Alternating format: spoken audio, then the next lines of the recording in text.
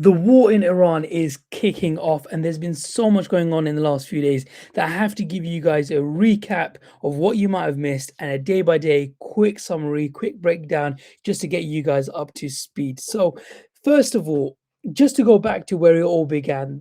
On Saturday, there was Operation Epic Fury, and that's when a massive wave of strikes by the US and Israel struck and killed the supreme leader Ali Khamenei, supreme leader of Iran. He's been, serving for a very long time, and that strike kills him. And that's pretty much what kicks things off. And come day two on Sunday, the war spreads because across the region, Iran retaliates and they start hitting US bases in the Gulf and start targeting oil tankers. Now, come Monday, and that's the start of this week, a new front opens up in Lebanon and Iran because they block the Strait of Hormuz. So, this is a section where there's a lot of trade, a lot of oil, and a very, very important section and a very important passage in that region. And it's important because of the oil trades. Now, that's caused major worries for global oil supplies. And you might have seen in the news that the price of oils has skyrocketed as a result of the war. And that's where things get a lot more kind of political.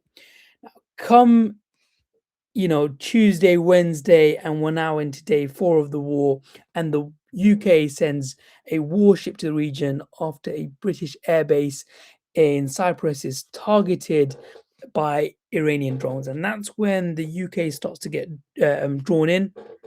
Now, they are operating in a defensive capacity at this point, but again, they're getting drawn in because Iran is retaliating and hitting back.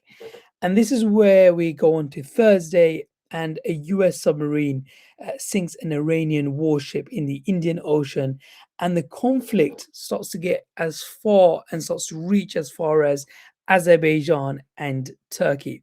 So that's what kind of goes on from Saturday up until Thursday, from the killing of the supreme leader Ali Khamenei, the Ayatollah.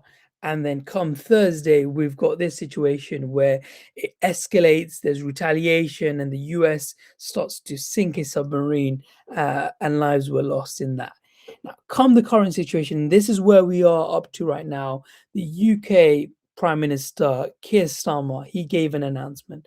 And what he said was that the UK is going to be sending more Typhoon jets. In fact, he's going to send 4 more Typhoon jets to Qatar to protect allies.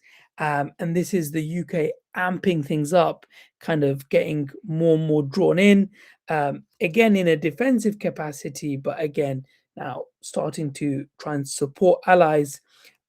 Most of all will be those that the US president will be caring about, because he has not only kind of amped things up and keen to make sure that he can get involved in the region, particularly to try and find a new leader for the region and making sure that Iran is kind of controlled in its response. And he wants to be involved in the process of replacing Ali Khamenei, who was killed in the airstrike.